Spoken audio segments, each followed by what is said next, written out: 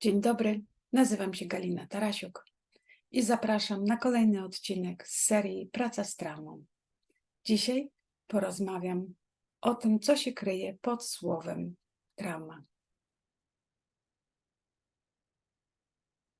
We współczesnych publikacjach słowo trauma jest używane coraz częściej, ale w zależności od nurtu, metody czy nawet samego autora, słówko trauma nie zawsze znaczy to samo. Zacznijmy od definicji podstawowej. W tradycyjnych nurtach trauma to uraz psychiczny, czyli trwała zmiana w psychice, która jest spowodowana gwałtownym i przykrym przeżyciem.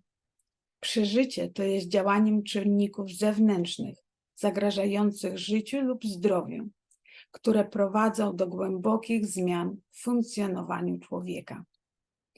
Osoba dotknięta traumą może wykazywać objawy zaburzenia stresowego pourazowego. Częściej możemy spotkać w literaturze skrót angielski PTSD, czyli Post-Traumatic Stress Disorder. Ta definicja jest jakby wyjściową definicją i współczesna nauka i wiele terapeutów pracują nad jej poszerzeniem. Na przykład najnowsze badania neuroplastyczności mózgu są podstawą do tego, aby wierzyć, że trauma nie jest aż tak trwałą zmianą, jak wcześniej uważano, co oczywiście daje podstawę i nadzieję na uzdrowienie wielu osobom. W niektórych publikacjach spotykam się z używaniem słowa trauma do opisu określenia samego trudnego przeżycia, wydarzenia, które spowodowało zmianę stanu psychicznego. Takie przeniesienie ze stanu psychiki na wydarzenie, które jest zewnętrzne, może i jest wygodnym skrótem myślowym, ale też może wprowadzać nieporozumienie i błędne pojmowanie tematu. Bo trudne wydarzenie jest zakotwiczone w przeszłości, a przeszłości nie da się, nie możemy zmienić.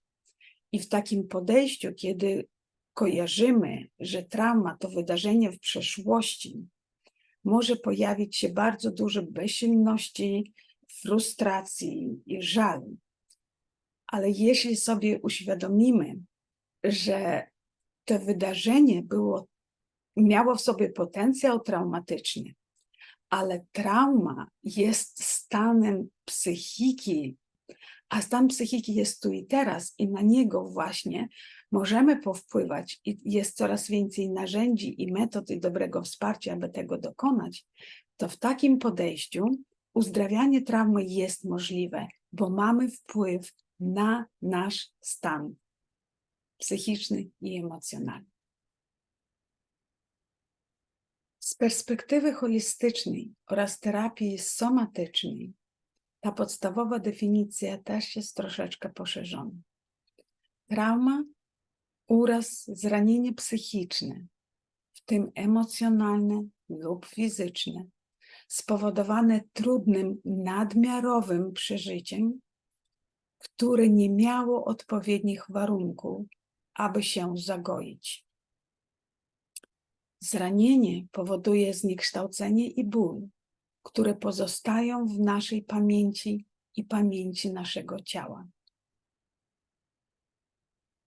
W obronie przed ponownym dotknięciem tego bólu w sobie wykształcamy w sobie różne reakcje, strategie, zachowania adaptacyjne, taktyki defensywne czy ofensywne. I te reakcje kształtują naszą osobowość i mają odzwierciedlenie w ciele fizycznym. Te reakcje powodują napięcie, wpływają na powięź.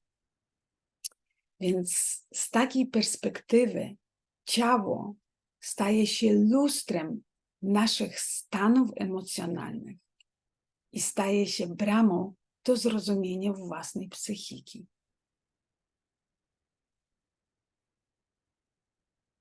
Zatem mądra praca z ciałem jest szansą na rozpoznanie i ukojenie własnej reaktywności, czyli reaktywności skojarzeniowej układu nerwowego.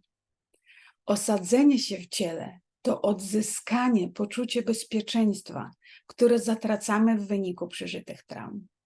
Dobra praca z ciałem długoterminowo prowadzi do lepszego samopoczucia, odzyskania poczucia własnej wartości i radośniejszego przeżywania siebie jako osobowości. I do takiej dobrej pracy z ciałem serdecznie zapraszam.